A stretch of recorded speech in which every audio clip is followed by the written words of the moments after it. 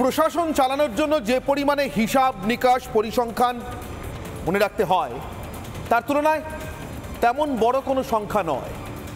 গত 2 মাসে, 6 মাসে বা 1 বছর নিজেদেরকেই ঠিক করে নিতে হবে একটা সময়সীমা, আর সেই সময়সীমার মধ্যে কত রোহিঙ্গা বাংলাদেশে ঢুকেছে।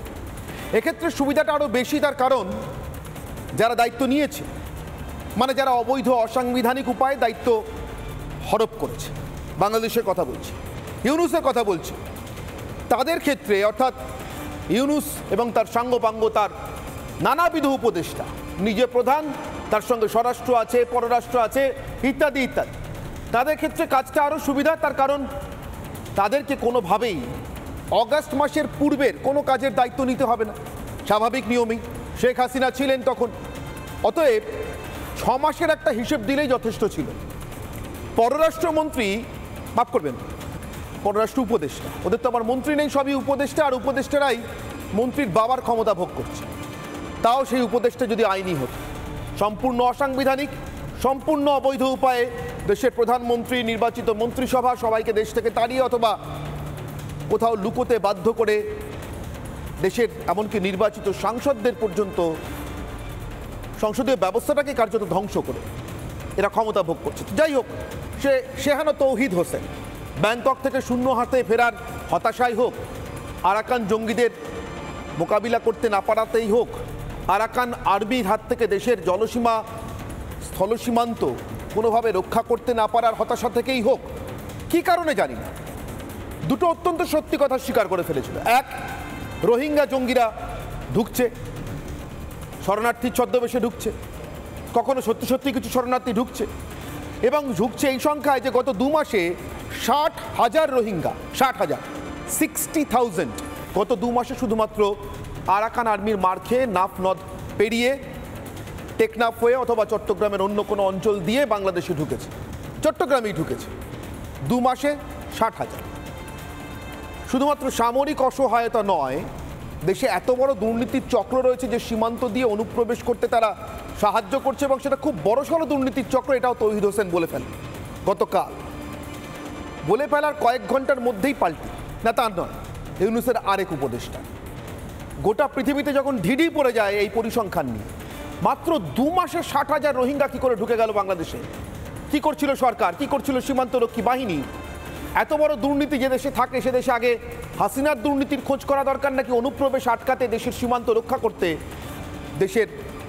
দেশের সার্বভৌমত্ব রক্ষা করতে এই দুর্নীতিগুলোর পিছনে তদন্ত করা দরকার? তার ঘণ্টা 2-এর মধ্যে বিরাট বড় ডিগবাজি দিলেন স্বরাষ্ট্র উপদেষ্টা। তিনি বললেন না না, সংখ্যাটা ওটা 2 মাসের সংখ্যা নয়, 2017 সাল থেকে। বলতে গিয়ে গুলিয়ে ফেললেন। সাংবাদিকরা জিজ্ঞাসা করলেন কি বলছেন, 17 সাল থেকে মাত্র 60,000?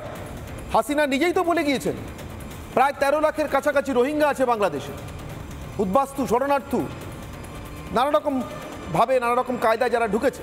তাই এখানে উদ্বাস্তু, শরণার্থী, রোহিঙ্গাদের সংখ্যাটা তো 2017 থেকে ইতিমধ্যেই 13 লাখ ছিল হাসিনা যাওয়ার আগে। আপনি বলছেন 17 থেকে আজ পর্যন্ত মাত্র 60,000। ঢোক গিললেন স্বরাষ্ট্র উপদেষ্টা। তারপর বললেন 1 বছর, তারপর বললেন 1.5 বছর। 1-1.5 বছরের তো দায়িত্বই তার নয়। 6 মাস, 2 মাস, 3 মাস, 1 মাস, 4 মাসের হিসেব দিতে পারছে না ইউনুস সরকার, নাকি দিতে চাইছে না। তার কারণ এই মুহূর্তে চট্টগ্রামে কিছু একটা চলছে। শুধু রোহিঙ্গা নিয়ে নয় সে কারবার, কিন্তু অবশ্যই রোহিঙ্গারা সে কারবারের একটা বড় অংশ।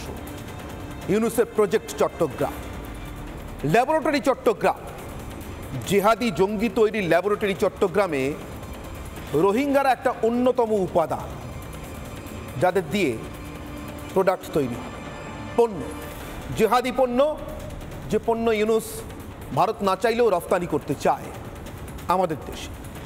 আর ঠিক সেখানেই প্রশ্ন, সেই জন্যই কি রোহিঙ্গা সংখ্যা নিয়ে ঘন ঘন ডিগবাজি, ঘন ঘন পাল্টি, ঘন ঘন ঢোকগেলা? আর কি চলছে চট্টগ্রামে? খবর যা আসছে তা ভয়ঙ্কর। সেই ল্যাবরেটরির খবর নেব, দেব, এবং কোন পথে এই ল্যাবরেটরির বিপদ থেকে ভারতের মুক্তি সেটাও খোঁজার চেষ্টা করব। কিন্তু সবকিছুই, সেই বিতর্কের সবকিছুই এই বিশেষ প্রতিবেদনের পর।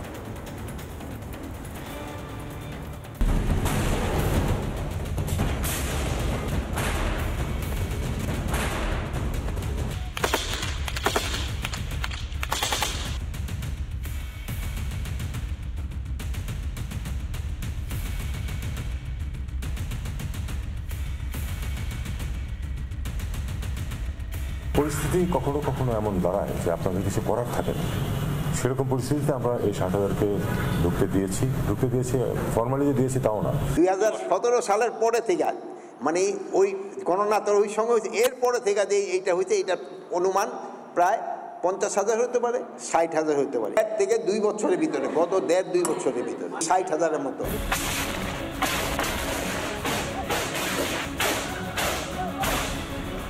গণিতের ফুটো চৌবাচ্চার অঙ্ক বুঝি এত কঠিন ছিল না যতটা কঠিন এই মুহূর্তে ইউনুস প্রশাসনের রোহিঙ্গা হিসেব। ইউনুসের খুব কাছের তৌহিদ জাহাঙ্গীরদের বেফাঁস বেতালা বিবৃতি বুঝিয়ে দিচ্ছে সর্ষের মধ্যে ভূত। ইউনুস যে রোহিঙ্গা কুকি জঙ্গিদের বান্দারবানে পোষেন সে কারোর অজানা নয়। বাংলাদেশ জুড়ে পুষছেন ইসলামিক জেহাদি জঙ্গিও, যাদের কাজই হলো ধরে ধরে হিন্দু নিধন।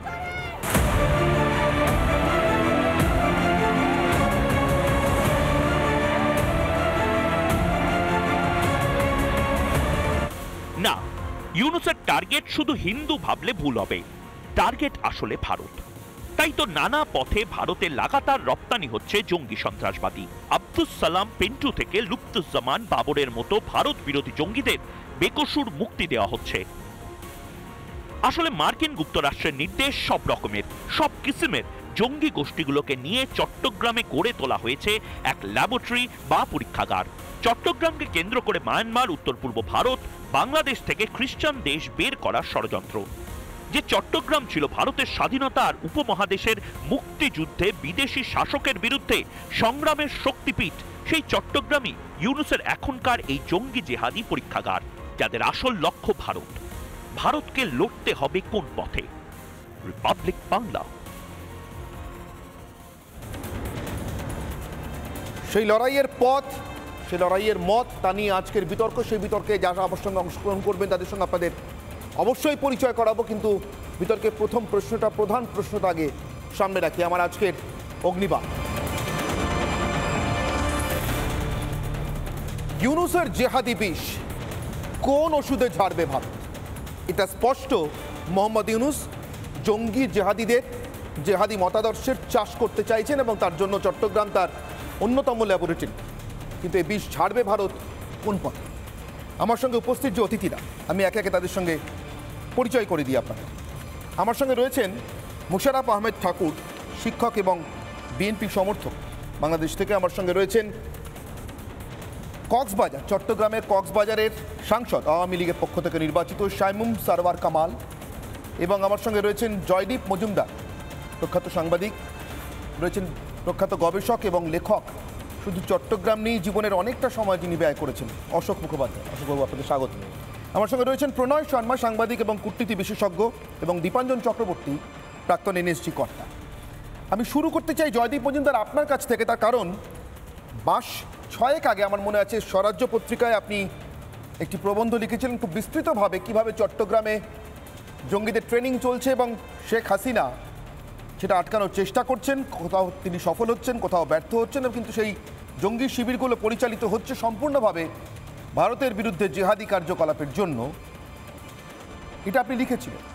বিশেষ করে শেখ হাসিনা যখন বলেন ডিপ স্টেটের গভীর চক্রান্ত আছে বাংলাদেশ, ভারত, মায়ানমারের একটি অংশ নিয়ে পূর্ব তিমোরের ধাঁচে একটা নতুন খ্রিশ্চান দেশ এই দক্ষিণ পূর্ব এশিয়াতে তৈরি করার জন্য। আপনি 3-4 দিন আগে আরেকটি ভয়ঙ্কর লেখা লিখেছেন। ভয়ঙ্কর লেখা বলছে এই কারণে তাতে যে তথ্য আছে তার চোখ কপালে তুলে দেওয়ার মতো। আমি সেই কারণেই আপনার কাছে প্রথম আপনার শরণাপন্ন। আপনি যে 3টি জায়গার কথা নির্দিষ্ট করে লিখেছেন জয়দীপবাবু, বান্দরবানের নৈকংছড়ি, ব্রাহ্মণবাড়িয়া এবং সিলেটের খাদিমনগর, বান্দরবানের নৈকংছড়ি এবং ব্রাহ্মণবাড়িয়াতে শিবির চলছে।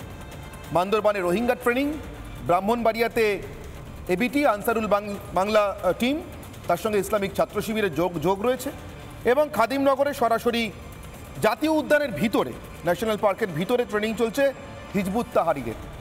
যদি একটু খোলসা করে বলেন পুরোটা। এই ট্রেনিংগুলো, ধন্যবাদ আমাকে ডাকার জন্য।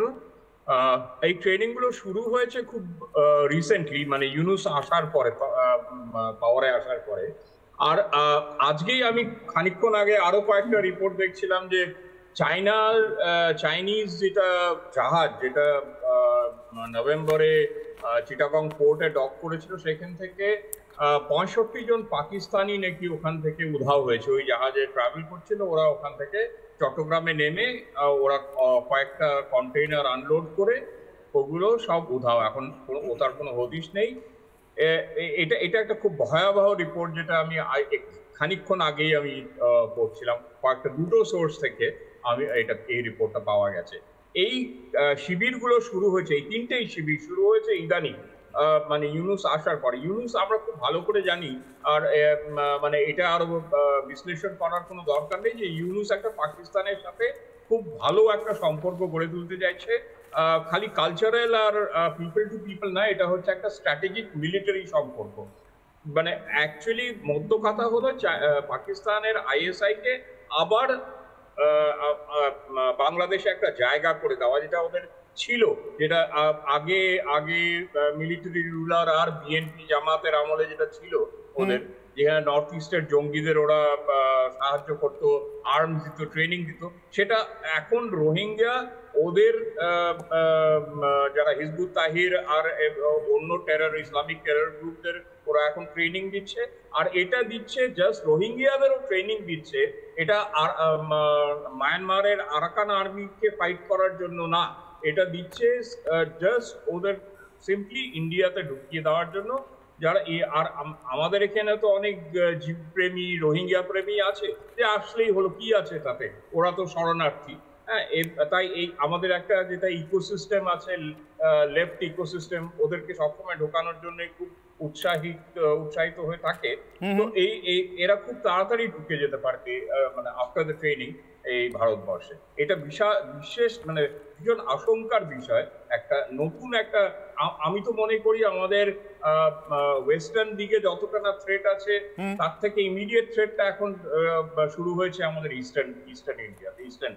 ঠিক, আমি জয়দীপ বাবু আপনার কথার এই সূত্রটা ধরেই দীপাঞ্জন বাবুর কাছে যাবো, কিন্তু তার আগে দীপাঞ্জন বাবু আমি একটা ম্যাপ দেখাই আমাদের দর্শকদের জন্য। তার কারণ দীপাঞ্জন বাবু, আপনারা সার্ভিসের মানুষ, দেশের সেবা করেছেন, আপনারা দেশের ম্যাপ সম্পর্কে সম্যক অবহিত, অনেক ভালো, আমার থেকে ভালো জানেন। কিন্তু এই মুহূর্তে ঠিক কী চলছে, জয়দীপ বাবু ঠিক কী লিখেছেন, কি বলতে চাইছেন, কোন বিপদ সম্পর্কে আমাদের সতর্ক করতে চাইছেন জয়দীপ বাবুর মতো মানুষরা, আমি সেটা একটু দেখাই। দীপাঞ্জন বাবু, একটা ছোট্ট ম্যাপ, বাংলাদেশের ম্যাপ, বাংলাদেশের পুরো ম্যাপটা নিয়েও আমাদের এই মুহূর্তে সত্যি অতটা মাথা ব্যথা নেই। আমার মাথা ব্যথা এই তিনটে জায়গা নিয়ে। দেখুন, একেবারে তলা থেকে শুরু করছি। এটা চট্টগ্রামের বান্দরবানের নৈকংছড়ি, এটা ব্রাহ্মণবাড়িয়া, আর এটা খাদিমনগর ন্যাশনাল পার্ক। তিনটে জায়গার খুব স্ট্র্যাটেজিক লোকেশন যাকে বলা যায়। নৈকংছড়ি চট্টগ্রাম, রোহিঙ্গারা ঢুকছে সরাসরি চট্টগ্রামে, তাই এখানে রোহিঙ্গাদের ট্রেনিং। ব্রাহ্মণবাড়িয়া ত্রিপুরার লাগোয়া, একেবারে পাশে, ত্রিপুরার বর্ডার থেকে 15 কিলোমিটার মাত্র ডিস্টেন্স, যেটা লিখেছেন জয়দীপ বাবু। খাদিমনগর ন্যাশনাল পার্ক, এটা অদ্ভুত জায়গা, এদিকে মেঘালয়, এদিকে মিজোরাম, ঠিক এরকম একটা জায়গা। অর্থাৎ এখান থেকে মেঘালয়ে ঢুকিয়ে দেওয়া যায়, মিজোরামে ঢুকিয়ে দেওয়া যায়, ব্রাহ্মণবাড়িয়া থেকে ত্রিপুরায় ঢুকিয়ে দেওয়া যায়, আর রোহিঙ্গারা যারা চট্টগ্রামে ট্রেনিং নিচ্ছে তাদের এই দুটো জায়গা তো বটেই, জয়দীপবাবু বলছেন, সঙ্গে বাংলা এবং আসামে ঢুকিয়ে দেওয়ার আশঙ্কাটা উড়িয়ে দেওয়া যায় না। দীপাঞ্জনবাবু, এখান থেকে আমি আপনার কাছে আসছি। একটা 23 কিলোমিটার আমাদের সীমান্ত থেকে, একটা 15 কিলোমিটার, আর সিলেটের পাশে যেটা খাদিমনগর, সেটা হিজবুত তাহরিরের ট্রেনিং চলছে, সেটা মেঘালয় দকি থেকে মাত্র 1 ঘন্টার দূরত্ব। আমাদের নিরাপত্তার জন্য, আমাদের সিকিউরিটির জন্য কতটা ভয়ঙ্কর হতে পারে, কারণ পাকিস্তান সামনে তো নয়, পিছনের লড়াইটাও ক্রমশ স্তিমিত হয়ে গিয়েছে জম্মু কাশ্মীরে 370 উঠে যাওয়ার পর। পাকিস্তান তার স্যাটেলাইট টাউনশিপ তৈরি করেছে চট্টগ্রামকে। দীপাঞ্জনবাবু,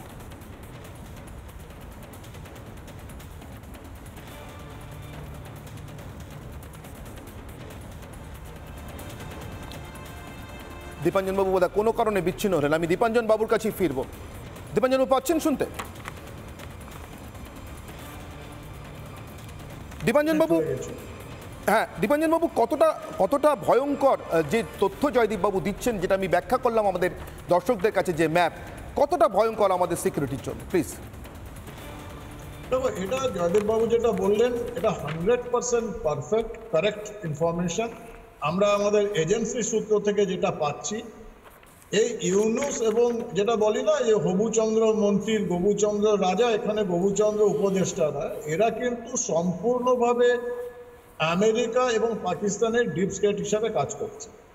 এবং এরা যে পরিকল্পনাটা করেছে, এই যে যুদ্ধ বলে কিছু বৃদ্ধ মানুষকে, অসহায় বৃদ্ধ মানুষকে রাস্তায় নামিয়ে দিয়েছে যারা 3 দিনে কলকাতা দখল করবে ইত্যাদি বলে, এটা কিছুই না, এটা মানুষকে বিভ্রান্ত করার জন্য, বাংলাদেশের মানুষকে ভয়াবহ আর্থিক অবস্থার মধ্যে থেকে ওদের বিভ্রান্ত করার জন্য যে ভারতকে আক্রমণ করব ইত্যাদি ইত্যাদি।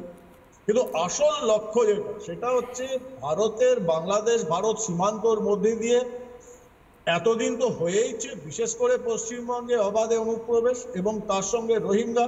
এবং জয়দীপ বাবু যেটা বললেন সেটা মানে কিছু মনে করবেন না জয়দীপ বাবু, অর্ধেকটা সত্যি, শুধু লেফট নয়, যেটা দেখছি যে পশ্চিমবঙ্গের শাসক দল তারাও কিন্তু একই ব্যাপারে অগ্রসর হচ্ছে, যে রোহিঙ্গারা আমাদের ভাই। এখন এই যে ভাইয়েরা ঢুকছে, এদের দিয়ে একটা প্রক্সি ওয়ার চালু করবে। বাংলাদেশ এত বড় মূর্খ নয় যে ভারতবর্ষের সঙ্গে যুদ্ধে যাবে, ওরা জানে ওদের অর্থনৈতিক অবস্থা কি, যুদ্ধ করলে 2 দিন থেকে 3 দিনের মধ্যে বাংলাদেশ ফতুর হয়ে যায়। এবং যেরকম ভাবে বাংলাদেশ চলছে, 6 মাস যদি এরকম ভাবে চলে, বাংলাদেশে দুর্ভিক্ষ দেখা দেবে। এখন এটা থেকে নজর ঘোরানোর জন্য এই প্রক্সি ওয়ার, যদি ভারতের পূর্ব প্রান্তের বিশেষ করে পশ্চিমবঙ্গ, অসম, ত্রিপুরা, মণিপুর, যদি এই 4টে রাজ্যে যদি প্রচুর অন্তর্ঘাত করা যায়, ভিভিআইপিসকে হত্যা করা হলো, সাধারণ মানুষকে হত্যা করা হলো, বিরোধী রাজনৈতিক যারা বাংলাদেশের এই হিন্দু নিধন নিয়ে আওয়াজ ওঠাচ্ছে, সন্ত্রাসবাদ নিয়ে, মৌলবাদের মাথাচাড়া দিয়ে যারা উঠছে, সেগুলো দিয়ে আওয়াজ ওঠাচ্ছে, সেরকম কিছু লোককে হত্যা করতে পারলে ভারতবর্ষের এই পূর্ব প্রান্তে একটা বড় ডামাডোল সৃষ্টি হওয়ার চান্স রয়েছে।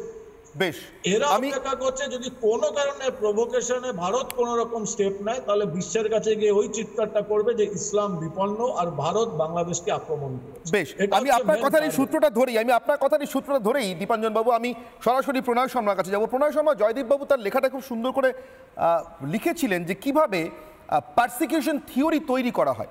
আমি আগের লেখাটার কথা বলছি, যখন হাসিনা ওই ক্রিশ্চিয়ান স্টেট ইত্যাদির কথা বলেছিলেন, কোথাও কুকিদের দিয়ে সেটা তৈরি করানো হচ্ছে যে আমরা নর্থ ইস্টে পারসিকিউটেড, কোথাও রোহিঙ্গাদের দিয়ে তৈরি করানো হচ্ছে, সেটা আরাকান হোক অথবা চট্টগ্রামে পালিয়ে আসা রোহিঙ্গারা হোক, সালভেশন আর্মির রোহিঙ্গা হোক, সলিডারিটি অর্গানাইজেশনের রোহিঙ্গা, মিলিশিয়া রোহিঙ্গা হোক অথবা শরণার্থী রোহিঙ্গা হোক।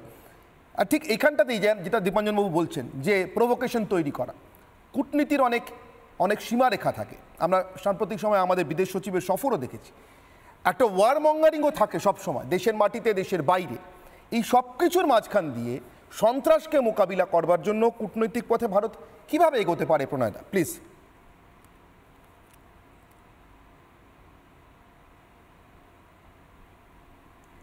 দেখুন, যখনই সমস্যা থাকে কোনো প্রতিবেশী দেশের সঙ্গে, সেটার একমাত্র উপায় হচ্ছে সমাধান করার কথাবার্তার মাধ্যমে।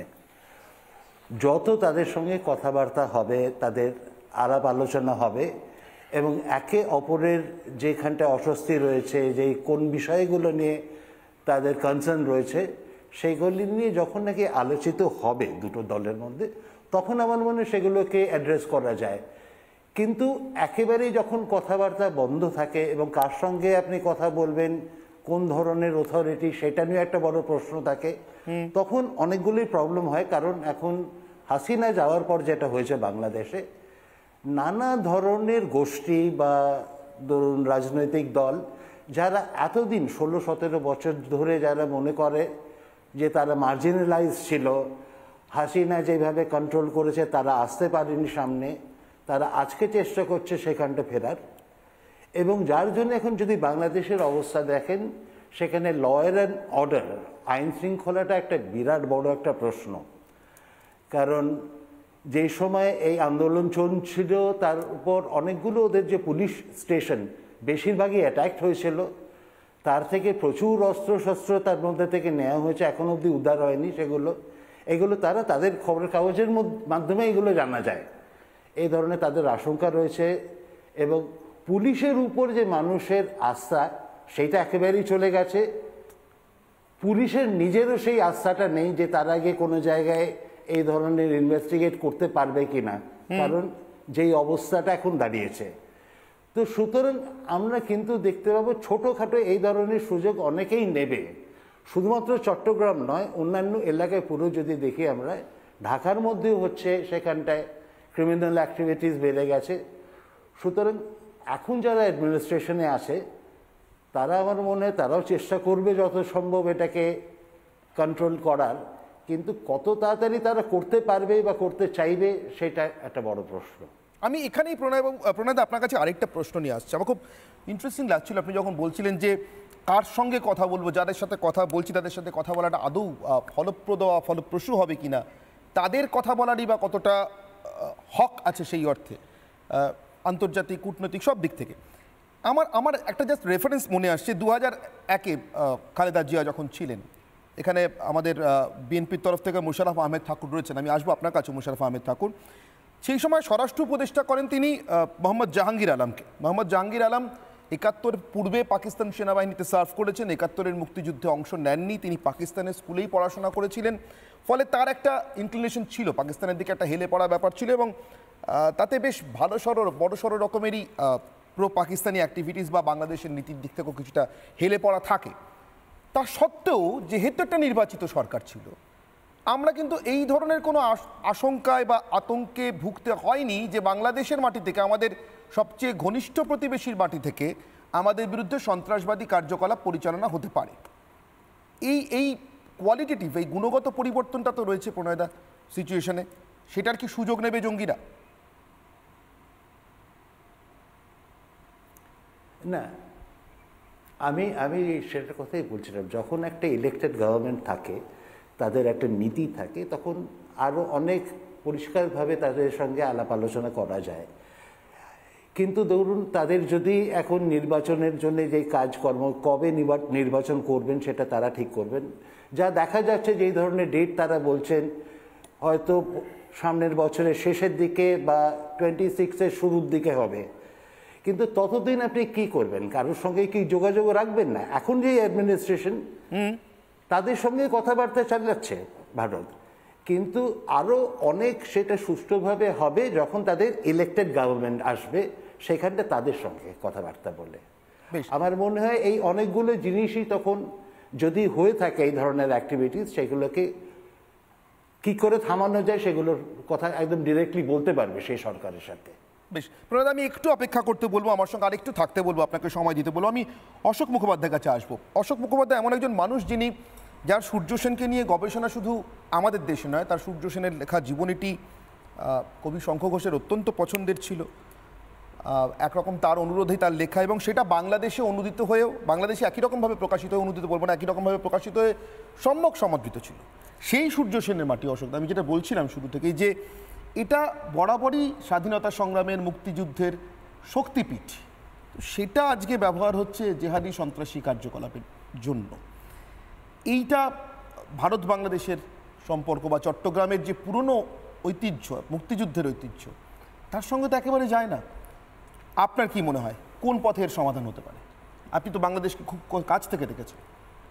আমার যেটা মনে হয়, যে তার আগে আমি বলে দিই যে আপনারা সবাই ভুলে যান যে আমরা এখন 2024-এ দাঁড়িয়ে আছি।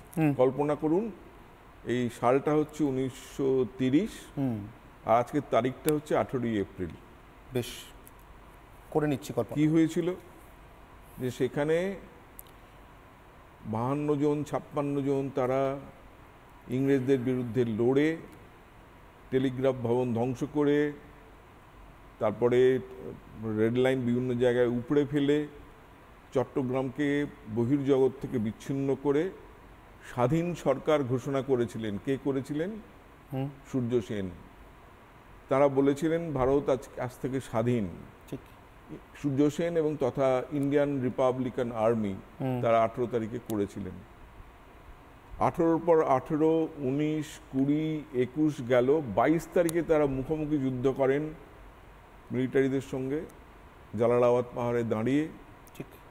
82 জন ব্রিটিশ পুলিশ বা মিলিটারি তারা নিহত হয়, এদের পক্ষে 12 জন নিহত হয়।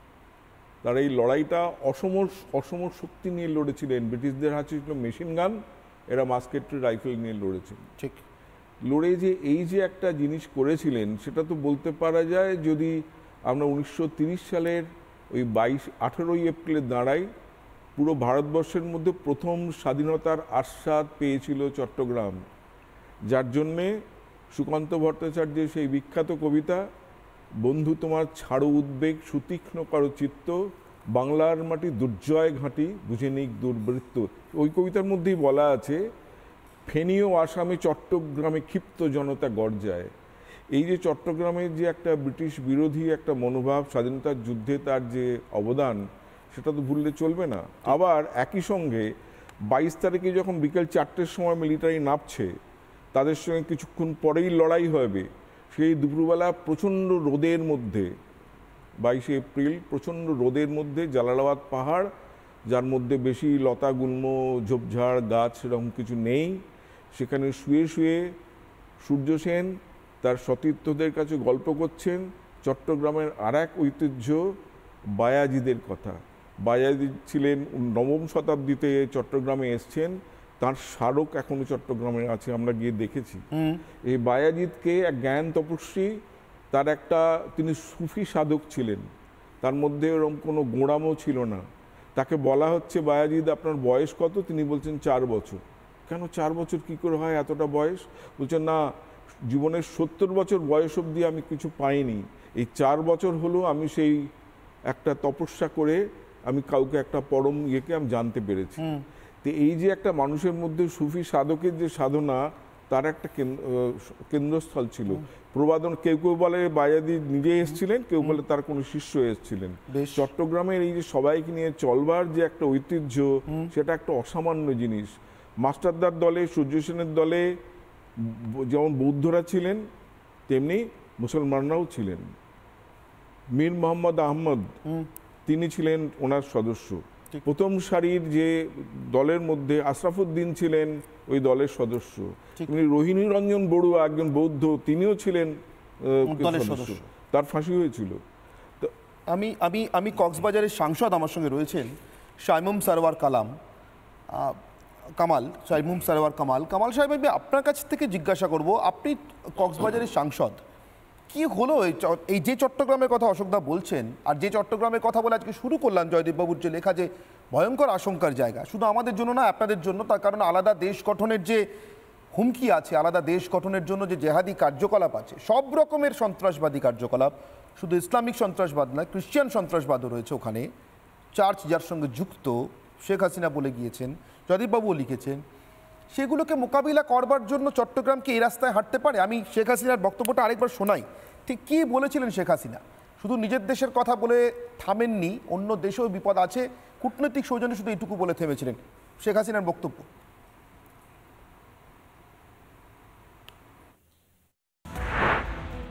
ইস্তিমোর মতো বাংলাদেশেরও একটা অংশ নিয়ে তারপরে চিটাগাং, মিয়ানমার, এখানে একটা খ্রিস্টান স্টেট বানাবে, বে অফ বেঙ্গলে একটা ঘাঁটি করবে। তার কারণ হচ্ছে যে বে অফ বেঙ্গল এবং ভারত মহাসাগর, এখানে প্রাচীনকাল থেকে ব্যবসা বাণিজ্য চলে, আর এই জায়গাটায় কোনো রকম কোনো কন্ট্রোভার্সি নাই, এখানে কিন্তু কোনো কারো মানে ওরকম দ্বন্দ্ব নাই, কারণ ভারত মহাসাগর এবং আমাদের বে অফ বেঙ্গল ভারত মহাসাগরের মধ্যেই একটা উপসাগর, এটা সারা প্রাচীন যুগ থেকে ব্যবহার করা হচ্ছে।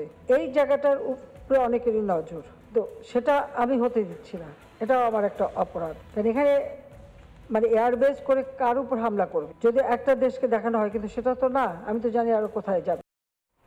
শুধু একটা দেশ নয়, আমি জানি আর কোথায় কোথায় আছে, আমি থাকতে এটা হতে দিচ্ছি না, শেখ হাসিনা বলেছিলেন, কিন্তু তারপরে তার বেশি দিন দেশে থাকা হয়নি। আমি এখান থেকে জিজ্ঞাসা করব কামাল সাহেব আপনাকে, এই চট্টগ্রামের মাটি ভারত মহাসাগরে যাদের চোখ পড়েছে, তারা আনসারুল বাংলা টিমকে দিয়ে, রোহিঙ্গাদের দিয়ে, অথবা সরাসরি হিজবুত তাহারিরকে দিয়ে উত্তপ্ত করে যা হাসিল করতে চাইছে, বাংলাদেশ কি সেই রাস্তাতে চলে যাবে? কি মনে হয় আপনার?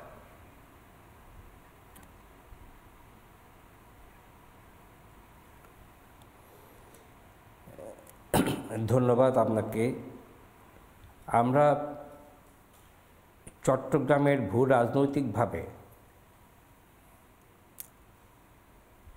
প্রায় 20টি উপজাতির সংমিশ্রণে গঠিত। চট্টগ্রামের পাশে পার্বত্য চট্টগ্রাম, রাঙামাটি এবং বান্দরবান, এখানে রয়ে গেছে ক্ষুদ্র নৃগোষ্ঠী। আমার নির্বাচনী এলাকার পাশেই হচ্ছে আরাকান রাজ্য, আরাকান রাজ্যের মধ্যে সংখ্যাগরিষ্ঠ বলি অথবা কাছাকাছি সংখ্যালঘু বলি সেই মুসলিম সম্প্রদায় আজকে দীর্ঘ বছর ধরে তারা উপেক্ষিত। সর্বশেষ 2017 সালে পরে যে 13 লক্ষ মুসলমান রোহিঙ্গা বাংলাদেশে চলে আসলো, সেই সময় মাননীয় প্রধানমন্ত্রী মানবিকভাবে তাদেরকে আশ্রয় দিয়েছিলেন, শেখ হাসিনা আশ্রয় দিয়েছিলেন। বিশ্বের কাছে আমরা সকলেই সমাদৃত হয়েছিলাম, আমরা জায়গা দিয়েছিলাম। ভারতও আমাদের প্রতি সহানুভূতি দেখিয়েছিল, সহযোগিতার হাতও বাড়িয়েছিল। কিন্তু এখন যেই ঘটনাগুলো ঘটছে, সেই আরাকান রাজ্যের মধ্যে আরাকান আর্মি এখন সেই যে অল্প কিছু মুসলিম ছিল তাদেরকেও বিতাড়িত করছে। যারা আসছে তাদের মধ্যে যেমন নিরীহ কিছু মুসলমান রোহিঙ্গা আছে, তেমনি তাদের মধ্যে সুশিক্ষিত অস্ত্রশিক্ষিত সেই আরসা বাহিনীর অথবা আরএসও বাহিনীর সশস্ত্র গ্রুপের সদস্যরাও সেখানে আছে। তো আমরা সব কিছু মিলিয়ে শঙ্কিত যে মানবিক দৃষ্টিকোণ থেকে নিরীহ রোহিঙ্গাদের আশ্রয় দিয়েছিল বাংলাদেশ এবং তা বৃহত্তর চট্টগ্রাম অঞ্চলের কক্সবাজার জেলায়, এখন সেখানে ঢুকে গেছে সেই ইসলামিক জঙ্গি বলি অথবা আরসা অথবা সেই আরএসওর সুশিক্ষিত সশস্ত্র গ্রুপের সদস্যরা। আবার আমার বাড়ি থেকে মাত্র 15 কিলোমিটারেরও কাছাকাছিতে অবস্থান করছে এখন সেই আরাকান আর্মি। এই আরাকান আর্মিরা সেখানে যেভাবে আছে, তাদের সকলের বাড়ি কিন্তু এই জায়গায় নয়। কেউ চীন প্রদেশ থেকে এসছে, মিয়ানমারের কেউ আছে প্রদেশ থেকে এসছে, অনেক দূরের মানুষ সকলে মিলে এই জায়গায় যেভাবে আরাকান রাজ্যে যেভাবে দখলের পর দখল তারা করে নিচ্ছে, এখানে কিন্তু একটা যুদ্ধক্ষেত্র তৈরি হয়ে গেছে। আজকে দেখলাম আমি আপনার কাছে আসবো শামীম সারোয়ার কামাল, আপনি প্লিজ আমার সঙ্গে থাকুন। মুশাররফ আহমেদ ঠাকুর, আমি আপনার কাছে আসছি তার কারণ আপনি বিএনপিকে সমর্থন করছেন। আমি এখানেই বুঝতে চাইবো, বিএনপি তো এই মুহূর্তে সরকার চালাচ্ছে না, সেই অর্থে সরকার আপনাদের নির্বাচিত সরকার নয়, কিন্তু প্রধান উপদেষ্টা এবং তার সঙ্গী উপদেষ্টা যারা, তারা এহেন একটা সংকটে আরাকান আর্মির সঙ্গে আলোচনার প্রয়োজনই বোধ করছে না। তারা বলছেন নন স্টেট অ্যাক্টর। এদিকে রোহিঙ্গাদের সংখ্যা নিয়ে 2 ঘন্টার মধ্যে পররাষ্ট্র উপদেষ্টা একটা সংখ্যা বলছেন একটা সময়সীমা দিয়ে, স্বরাষ্ট্র উপদেষ্টা আরেকটা সংখ্যা বলছেন আরেকটা সময়সীমা দিয়ে। চট্টগ্রাম সম্পর্কে যেসব খবর আমরা পাচ্ছি তা তো ভয়ঙ্কর উদ্বেগের। আপনাদের উদ্বেগ হচ্ছে না? আমি আপনাকে অনির্বাণ বাবু, আমি আপনাকে বলছি যে আপনার পূর্ববর্তী বক্তার বক্তব্যকে কোট করে বলছি, বাংলার মাটি দুর্জয় গাঁথি বুঝেনিক দুর্বৃত্ত, এটা আমরা বিশ্বাস করি। আপনি বিশ্বাস করেন যে আপনি যেটা বলছেন, যে এতক্ষণ ধরে আপনার ইন্ট্রোতে বলছেন যে বাংলাদেশে একটি অবৈধ সরকার বসে আছে 5ই আগস্ট থেকে। বাংলাদেশে বেসিক্যালি 2014 সালের 5ই জানুয়ারি থেকে 2024 সালের 5ই আগস্ট পর্যন্ত শেখ হাসিনা অনির্বাচিত অবৈধভাবে জোর করে বসে থাকা ইন্ডিয়ার কুকুর হিসাবে বসে থাকা একটা সরকার ছিল। এবং এই কুকুরকে যখন বাংলাদেশের মানুষ মুগুর মেরেছে, ইন্ডিয়া থই থই করে ধাই ধাই করে চিৎকার করে উঠেছে। আমি আপনাকে বলছি, এবং ইন্ডিয়ার কুকুর হাসিনাকে বাংলাদেশের মানুষ উৎখাত করেছে। বাংলাদেশের মানুষ উৎখাত করে বাংলাদেশের মানুষের অভিপ্রায় অনুযায়ী, বাংলাদেশের মানুষের উইশ অ্যান্ড উইল অনুযায়ী ডক্টর ইউনূসকে বাংলাদেশের মানুষ প্রতিষ্ঠিত করেছে। ডক্টর ইউনূস অসাংবিধানিক নয়। ডক্টর ইউনূসের সরকার শেখ হাসিনা পালিয়ে যাওয়ার পরে শেখ হাসিনার পরিষদ সহ মন্ত্রিপরিষদ সকল এমপিরা সহ লুটপাটকারী 27 লক্ষ কোটি টাকা লুটপাটকারী সরকার সহ দেবপ্রিয় ভট্টাচার্যের বক্তব্য অনুযায়ী শেখ হাসিনা মাত্র 15 বছরে 27 লক্ষ কোটি টাকা চুরি করেছে। এই চুন্নি শেখ হাসিনাকে উৎখাত করার পর আজকে আপনারা চিৎকার করে বলছেন শেখ হাসিনা একটি নির্বাচিত সরকার। শেখ হাসিনা নির্বাচিত সরকার ছিল না। তাকে আমরা উৎখাত করেছি, আমরা ইউনূসকে বাংলাদেশের মানুষের উইল এন্ড অভিপ্রায় অনুযায়ী প্রতিষ্ঠিত করেছি। কিন্তু মুশাররফ আহমেদ ঠাকুর আমি আপনার কাছে প্রশ্ন করছি, আপনি উত্তর দিন। মুশাররফ আহমেদ ঠাকুর আপনি আমাকে এই প্রশ্নটার উত্তর দিন। যদি আপনি বলছেন বাংলাদেশের মানুষের উইল অনুযায়ী, তাহলে বিএনপির মির্জা ফখরুল বলছেন আজকের দিনে দাঁড়িয়ে যে অবিলম্বে নির্বাচন না করলে 5ই আগস্টের মতো রাস্তায় নামতে হবে। যদি বাংলাদেশের মানুষের উইলই প্রতিফলিত হয়ে থাকে, তাহলে আপনারা আবার নির্বাচন চাইছেন কেন? তাহলে ইউনূসকে মেনে নিন, উনি প্রধান উপদেষ্টা থেকে প্রধানমন্ত্রী হয়ে যান। আমরা না চাইছেন কেন নির্বাচন চাইছি? না, আপনি বুঝতে ভুল করছেন। আমরা ডক্টর ইউনূসের সরকারটি ইন্টারিম সরকার, শেখ হাসিনার সরকার এবং পরবর্তী একটি বাংলাদেশের মানুষের মালিকানার সরকার, নির্বাচিত সরকার, প্রতিনিধিত্বশীল সরকারের মাঝখানে যে সরকারটি থাকবে সেই জন্য এইটার নাম ইন্টারিম সরকার। এই ইন্টারিম সরকারের প্রতি বিএনপি এবং সকল রাজনৈতিক দলের সমর্থন আছে। তারা একটি নির্দিষ্ট যৌক্তিক সময়ের মধ্যে নির্বাচন দিবেন, এটা তাদের সাথে আমাদের এক্সপেকটেশন। তারা নির্বাচন না করলে শেখ হাসিনাকে আমরা যা করেছে ইউনূসকেও তা করা হবে। কিন্তু মুশাররফ আহমেদ ঠাকুর মির্জা ফখরুল বলছেন যে আপনারা কি নির্বাচন চান নাকি আবার নৌকা মানে শেখ হাসিনা ফেরত আসুক সেটা চান? মানে কোথাও একটা আপনাদের মনে ভয় কাজ করছে যে একটা নির্বাচিত সরকার, একজন নির্বাচিত প্রধানমন্ত্রীকে আমরা অসাংবিধানিক কায়দায় আন্তর্জাতিক সমস্ত কনভেনশন, দেশীয় সমস্ত আইন ভেঙে দেশ থেকে বিতাড়িত করেছি, তিনি যে কোনো মুহূর্তে ফিরে আসতে পারেন। এই ভয়টা আপনাদের কাজ করছে। তার মানে যদি আপনারা এতটা রাইটিয়াস কাজ করে থাকেন, তাহলে ভয়টা কেন? শেখ হাসিনা ফিরতে পারেন না, ভয় পাচ্ছেন কেন? শেখ হাসিনাকে পাঠান না বাংলাদেশে, শেখ হাসিনাকে পাঠান বাংলাদেশে। 1 ঘন্টা যদি বাংলাদেশের কোনো মাটিতে কোনো জায়গায় শেখ হাসিনা, তাহলে মির্জা ফখরুল কেন বলছেন, এই ভয়টা পাচ্ছেন? না বুঝলাম আমি আপনি যা বলছেন আমি হুবহু মেনে নিচ্ছি, বেশ এতটাই অজনপ্রিয় হয়ে গিয়েছেন। কিন্তু আমার প্রশ্ন মুশাররফ আহমেদ ঠাকুর, তাহলে মির্জা ফখরুল এই ভয়টা পাচ্ছেন কেন? নির্বাচন না হলে হাসিনা ফিরে আসবেন, কেন পাচ্ছেন? এই ভয় ভিত্তি কি? না, কোনো ভয় নাই। শেখ হাসিনা ফিরে আসার কোনো সম্ভাবনা নাই। এমনকি শেখ হাসিনার প্রভু ভারতও শেখ হাসিনাকে ফেরত পাঠানোর সাহস রাখে না। বাংলাদেশের সরকার শেখ হাসিনাকে ফেরত পাঠানোর জন্য চিঠি দিয়েছে, বিএনপি তা সমর্থন করছে। আমরা শেখ হাসিনাকে বাংলাদেশের মাটিতে ফেরত চাই, বাংলাদেশের মাটিতে শেখ হাসিনার বিচার চাই। আপনি জেনে রাখা উচিত, শেখ হাসিনা নোবেল প্রাপ্তির আশায়, শেখ হাসিনা নোবেল প্রাপ্তির দুরাশায় সে রোহিঙ্গাদের ডেকে এনেছিল আজকে বাংলাদেশের জন্য, এবং এই আঞ্চলিক থ্রেট তৈরি হয়েছে এই রোহিঙ্গা শরণার্থী। তাহলে আপনারা কি চাইবেন, তাহলে মুশাররফ আহমেদ ঠাকুর এই বান্দরবান, ব্রাহ্মণবাড়িয়া, সিলেটে যে জঙ্গি শিবির চলছে, আপনারা চাইবেন মোহাম্মদ ইউনূস এগুলোকে উৎখাত করুক? আপনারা সেই দাবিটা করছেন না কেন? যে আপনার জন্য বলছি এটা আপনার সম্পূর্ণ প্রপাগান্ডা, আপনি টোটালি প্রপাগান্ডা। আমি আপনাকে বলছি টোটালি প্রপাগান্ডা। উনি প্রপাগান্ডা মনে করছেন। জয়দীপ মজুমদার এবং কোথাও মুশাররফ আহমেদ ঠাকুর বলছেন, জয়দীপ মজুমদার অনেকগুলো, আমার নানার বাড়ি ব্রাহ্মণবাড়িয়া। বেশ, আপনি আমার সঙ্গে থাকুন, মুশাররফ আহমেদ ঠাকুর সঙ্গে থাকুন। জয়দীপ মজুমদার, মুশাররফ আহমেদ ঠাকুররা একদিকে নির্বাচন চাইছেন, তারা ভয়ে ভুগছেন শেখ হাসিনা ফিরে যেতে পারেন, একদিকে তারা ইউনূসের সরকারকে বলছেন তারা সেই সরকারটা আইনি সরকার, বাংলাদেশের মানুষের উইল।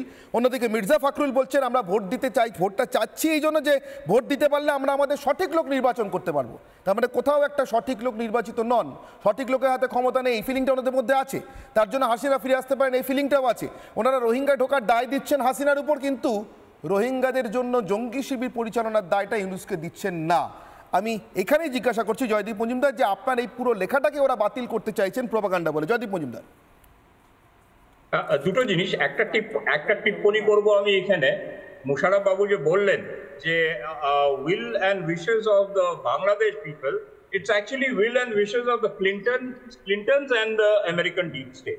নাম্বার 2 নম্বরে জিনিসটা হচ্ছে যে মুশাররফ বাবুর যখন সরকার ছিল, বা আগের বক্তাও একজন বলেছে চট্টগ্রাম নিয়ে, চট্টগ্রাম কিন্তু আজকে থেকে না, 1 এপ্রিল 1, 2004 চট্টগ্রাম আর্মস হল কেস, সেটাতে কারা কারা অভিযুক্ত, পরে আলফার জন্য আর্মস এসেছিল, মানে বিভৎস সংখ্যায় আর্মস ধরা পড়েছিল, ভুলতভাবে ধরা পড়ে গেছিল, কিন্তু সেটা কারা কারা অভিযুক্ত ছিল?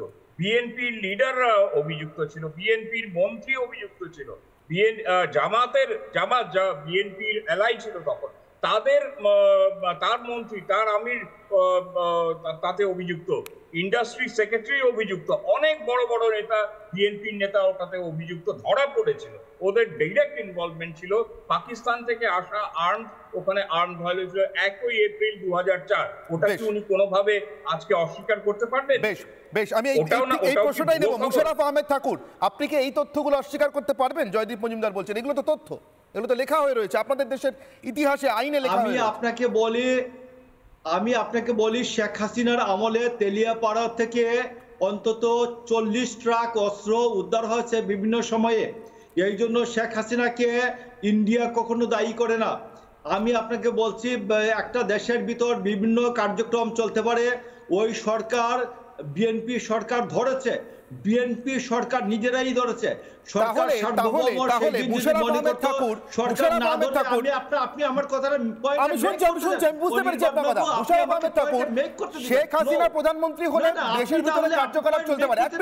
মুশাররফ আহমেদ ঠাকুর, শেখ হাসিনার আমলে দেশের ভিতরে জঙ্গি কার্যকলাপ চলতে পারে, খালেদা জিয়ার আমলে চলতে পারে, কেন আপনি বলছেন মোহাম্মদ ইউনূসের আমলে জঙ্গি শিবির চলার খবরগুলো ভুল, এটা প্রোপাগান্ডা, এটা কেন চলতে পারে না? আপনি কি করে এত শিওর হচ্ছেন? আমি আপনাকে বলছি, আপনারা যেভাবে প্রোপাগান্ডা করছেন, আমরা বাংলাদেশে আমাদের বিএনপির সমস্ত ওয়ার্ড ইউনিয়নে আমাদের সংগঠন আছে, আমরা খবর নিচ্ছি। আমরা যেহেতু একটা সুষ্ঠু সঠিক নির্বাচন করতে চাই, বাংলাদেশে অল্প সময়ের মধ্যে নিকট ভবিষ্যতে একটা নির্বাচন করতে চাই, আমরা এই জন্য বাংলাদেশের ল অ্যান্ড অর্ডারটা ভালো থাকুক এটা চাই। আমি প্রণয় শর্মার কাছে যাব, প্রণয় দা, আমার ছোট্ট প্রশ্ন আপনার কাছে, একেবারে কূটনৈতিক স্তর থেকে প্রশ্ন। প্রণয় দা, ভারত যতবার, প্লিজ আমি বুঝতে পেরেছি মুশাররফ আহমেদ ঠাকুর। প্রণয় শর্মা, আমার প্রশ্ন আপনার কাছে একটা ছোট্ট প্রশ্ন, আমার কাছ থেকে প্রশ্নটা যাওয়াটাই হয়তো বাতুলতা, আপনি আমার থেকে অনেক বেশি জানেন। ভারত যতবার পাকিস্তানকে সন্ত্রাসের প্রমাণ দিয়েছে, ডিমার্শে দিয়েছে, ততবার পাকিস্তান অস্বীকার করে গিয়েছে। এখন একটা স্টেট, তার অথরিটি যেই থাক, সে যদি সন্ত্রাসের অভিযোগটাকেই অস্বীকার করে, তখন তার সঙ্গে কথা চালিয়ে কতটা সম্ভব? বাংলাদেশে যেই আসুক, নির্বাচিত উপদেষ্টা যেই আসুক, যদি সে অস্বীকার করে, প্রণয় শর্মা, আমি এখানে জিজ্ঞেস করছি আমাদের ভবিষ্যৎ পরিকল্পনা কি হতে পারে? প্লিজ 30 সেকেন্ডে প্লিজ প্রণয় দা, তারপর আমি ছেড়ে দেবো আপনাকে।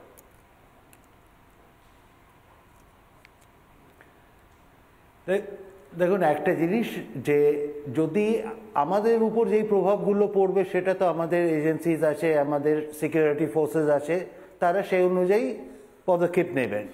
কিন্তু এইটা একেবারে প্রতিবেশী দেশের যারা ক্ষমতায় এখন রয়েছেন, ইন্টারিম গভর্নমেন্ট হোক বা পরবর্তীকালে সেখানে যদি ইলেক্টেড গভর্নমেন্ট যখন আসবে, তাদের সঙ্গে, এদের সঙ্গে কোঅপারেট করেই করতে হবে। এটা, এই সমস্যাটা যদি সেখান থেকে হয়, প্রতিবেশী দেশের সঙ্গে যদি আপনি কোঅপারেট না করেন, তাহলে এই সমস্যাটা থেকেই যায়। বেশ, সুতরাং অনেক ধন্যবাদ। আমি দীপাঞ্জন চক্রবর্তী, প্রাক্তন এনএসজি কর্তা দীপাঞ্জন চক্রবর্তী, আপনার কাছে জিজ্ঞাসা করব, কূটনৈতিক স্তরে প্রতিবেশী দেশের সঙ্গে বোঝাপড়ার মাধ্যমে এগোনোর পক্ষপাতী প্রণয়দা কূটনৈতিক জায়গা থেকে বলছেন, ঠিক কথা হয়তো, কিন্তু আমি তাও জিজ্ঞাসা করছি দীপাঞ্জন দা, কেউ যদি ডিনায়াল মোডে থাকে, যেটা এই মুহূর্তে বাংলাদেশ আছে বলে আমার মনে হচ্ছে, অন্তত বাংলাদেশের বর্তমান প্রশাসন, কেউ নির্বাচিত হয়ে আসলে কি করবেন আমি জানি না, তাহলে কি উপায়? দীপাঞ্জন দা, দীপাঞ্জন বাবু। বাংলাদেশের 18 কোটি বাংলাদেশের জনসংখ্যা, আমি 18 কোটির মধ্যে 17 কোটি 90 লক্ষ, তাদের আমি এর মধ্যে কোনো আনছি না। 10 লক্ষ লোক, তারা যে অবস্থায় নিয়ে গেছে, সে বিখ্যাত গান ছিল 71-এর যুদ্ধের সময় শিবদাস বন্দ্যোপাধ্যায় লেখা, অংশুমান রায়ের, বিশ্বকবির সোনার বাংলা, নজরুলের বাংলাদেশ, জীবনানন্দের রূপসী বাংলা, এই দালালগুলো করলো শেষ। ইসরায়েল হামাসের সঙ্গে বেশি আলোচনা কিন্তু করেনি। আমার মনে হয় এই যে 10 লক্ষ দালাল, এদের সঙ্গে বেশি আলোচনায় যাওয়াটা কোনো মানে হয় না। আমার সময় একদম শেষ। প্রণয় দ্বারা চাইছেন একদম কূটনৈতিক পথে এগোতে, দীপাঞ্জন বাবুরা তারা কিন্তু বলছেন যারা ডিনায়াল মোডে থাকে তাদের সঙ্গে আলোচনায় ফল ফলবে না। ফলে ভারতের রাস্তা কি হবে সেটা নিশ্চিতভাবে নরেন্দ্র মোদীর নেতৃত্বাধীন সরকার ঠিক করবে। আমি আপাতত সবাইকে ধন্যবাদ দিচ্ছি আমার সঙ্গে অংশগ্রহণ করবার জন্য আজকের বিতর্কে। প্রত্যেককে ধন্যবাদ জানিয়ে শেষ করবো অনির্বাণের অগ্নিবাণের আজকের বিতর্ক। সঙ্গে থাকুন রিপাবলিক।